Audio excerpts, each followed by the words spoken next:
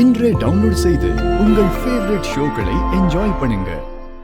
வாழ்க்கையில ஜெயிச்சு பெரியப்பா உன்னை சந்தோஷமா மருமகனா ஏத்துக்கிட்டதுக்கு அப்புறம் தான் தனா கூட வீட்டுக்கு வந்து நான் தான் ஜீவான்னு சொல்லுவேன்னு சொன்னேன். அதுக்காக நீ எவ்வளவு கஷ்டப்பட்டிருக்க. இப்போ திடீர்னு எப்படிடா வீட்டுக்கு வரேன்னு சொல்ற? அத்தை ஜீவா மேல எவ்வளவு அன்பு வச்சிருக்காங்க. அவனை பார்க்கணும்னு எவ்வளவு தவியா தவிக்கிறாங்க. அவனுக்காக எவ்வளவு பிரார்த்தனை பண்ணிட்டு இருக்காங்க. அவனுக்காக என்னெல்லாம் பண்ணிருக்காங்கிறத அத்தை என்கிட்ட சொல்லும்போது ரொம்ப நெகிழ்ச்சியா இருந்துச்சு. வாழ்க்கையில ரொம்ப துக்கமான விஷயம் நம்ம மேல அன்பா இருக்கிறவங்கள வேதனைப்படுத்துறது தான்.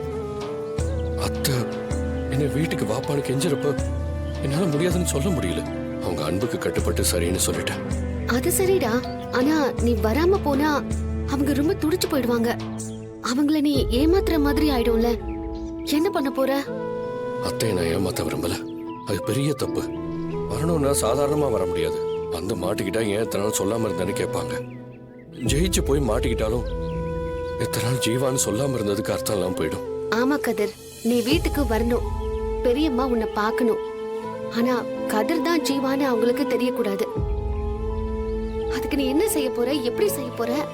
எனக்கு ரொம்ப பதட்டமா இருக்கு. அதுக்கு நான் ஒரு ஐடியா வச்சிருக்கேன். நீங்க எனக்கு ஒரு உதவி பண்ணணும்.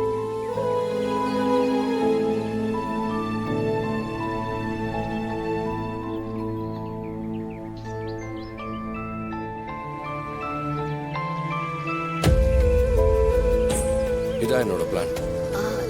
இது எவ்வளவு தூரம் சரி வரும்னு எனக்கு தெரியல. உன் கைய புடிச்சுக்கிட்டு நீ வீட்லயே இருக்கணும், எங்கேயும் போக கூடாது. என்ன பிரச்சனை இருக்கு சொல்லுன்னு கேட்டா நீ என்ன பண்ணுவ? அப்படி அவங்க என்ன கட்டாயப்படுத்தாம இருக்க ஒரு பதிலையும் யோசிச்சு வச்சுட்டேன். நீங்க 2 பேரும் எனக்கு உதவி செய்யுங்க. என்னால கண்டிப்பா அந்த வீட்டுக்கு வர முடியும். அப்படியே வந்த வேகத்திலையும் திரும்பி போக முடியும். இதுல ஒரு ரிஸ்க் தான் இருக்கு. அத்தையும் மாமாவும் நேருக்கு நேரா பார்த்தா அதை பார்த்து நானும் எமோஷனல் ஆகி கண்டிப்பா நான் கதிர்தான்னு சொல்லிடக்கூடாது. அது ஒண்ணுதான் என்னோட கவலை. நான் ஜீவாவா வருவேன், ஜீவாவா போயிடுவேன். ஆனா அதுக்கு நீங்க தான் எனக்கு ஹெல்ப் பண்ணணும். சரிடா, நீ சொன்ன மாதிரியே பிளான் பண்ணுவோம்.